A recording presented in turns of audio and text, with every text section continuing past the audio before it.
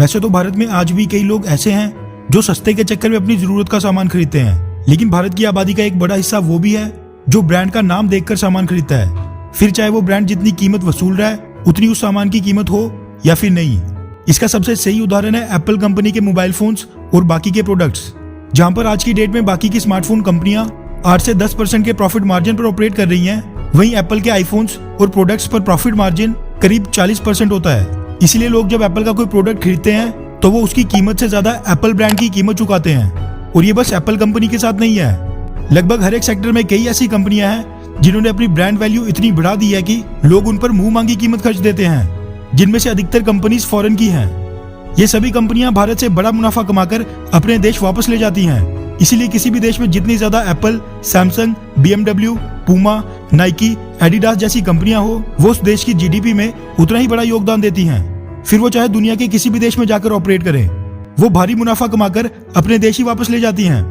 भारत में भी कई ब्रांड्स ऐसे हैं जो बिकते तो भारत में हैं, लेकिन उनका प्रॉफिट मार्जिन पूरे का पूरा उनके देश वापस चले जाता है। इसी चीज को देखते हुए प्रधानमंत्री मोदी जी ने एक दिन पहले साल 2020 के आखिरी मन की बात कार्यक्रम में देश की जनता से मदद की गुहार लगाई। प्रधानमंत्री मोदी जी ने देश के मैन्युफैक्चरर्स और इंडस्ट्री लीडर से ये बोला कि वो इस चीज को सुनिश्चित करें कि उनके प्रोडक्ट्स वर्ल्ड क्लास हों, ताकि वोकल फॉर लोकल हर भारत के घर में गूंजे।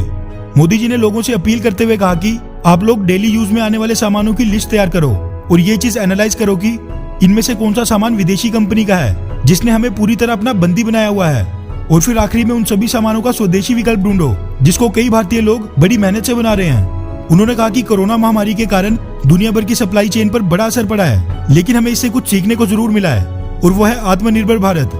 लेकिन पीएम मोदी जी ने कहा कि सभी मैन्युफैक्चरर्स को ये चीज सुनिश्चित करनी होगी कि क्वालिटी के मामले में दुनिया की सबसे बेस्ट चीज ही बनाई जाए, और इस चीज के लिए अलग अलग स्टार्टअप्स और एंटरप्रेन्योर्स को सामने आना चाहिए। प्रधानमंत्री मोदी जी ने कहा कि हमारे देश की लोगों की सोच में काफी बड़ा बदलाव आ गया है, वो भी 1 साल के अंदर अंदर। लोग आज की डेट पर मार्केट में दुकानदार से खिलौने तक मेड इन इंडिया की मांग कर रहे हैं। ये बदलाव लाना काफी मुश्किल होता है। भारत में अक्सर देखा गया है कि भारतीय कंपनियां क्वालिटी के मामले में विदेशी कंपनियों को टक्कर नहीं दे पाती हैं, जिसकी वजह से वो विदेश में बिकना तो दूर भारत के अंदर भी नहीं बिक पाती। इसी चीज को देखते हुए पीएम मोदी जी ने लोकल मेड इन इंडिया सामान खरीदने की अपील तो की ही, मगर भारत के मैन्युफैक्चरर्स से ये भी आग्रह किया कि वो भी भारत में वर्ल्ड क्लास प्रोडक्ट्स बनाएं, वरना आत्मनिर्भर भारत का सपना पूरा करना काफी मुश्किल हो जाएगा। वैसे गलवान घाटी की घटना के बाद से भारत के कई लोगों की सोच में काफी बड़ा बदलाव आया है, और आजकल लोग सच में मार्केट में मेड इन इंडिया सामान की मांग करते हैं। मगर आज भी कुछ लोग और खासकर ट्रेडर्स ऐसे हैं जो भारत में विकल्प होने के बावजूद विदेश और खासकर चाइना से सामान मंगवा रहे हैं। जब तक ये लोग नहीं रुकेंगे तब तक कोई भी बड़ा बदलाव देखने को नहीं मिलेगा। मगर आपसे भी रिक्वेस्ट है कि आप भी बाजार में कुछ भी खरीदने से पहले ये जरूर कंफर्म कर लें कि वो मेड इन इंडिया प्रोडक्ट हो।